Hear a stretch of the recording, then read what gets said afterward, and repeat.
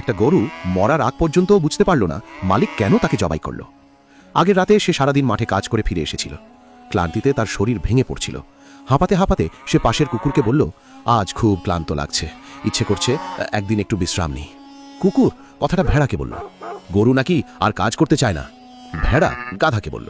গরু বলেছে মালিক তার সঙ্গে ভালো ব্যবহার করে না, সে কাজ ছেড়ে দিতে চায়। গাধা ঘোড়াকে বলল, ঘোড়া নাকি বিদ্রোহ করতে যাচ্ছে আর মালিকের জন্য কাজ করবে না।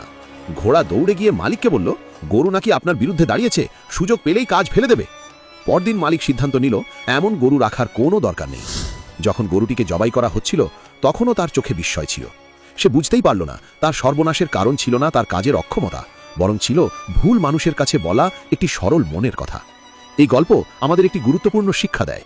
সবাইকে নিজের মনের কথা বলা বুদ্ধিমানের কাজ নয়, কারণ প্রতিটি মানুষ কথা শোনে নিজের বোঝাপড়া অনুযায়ী, আর অনেক সময় সেই কথা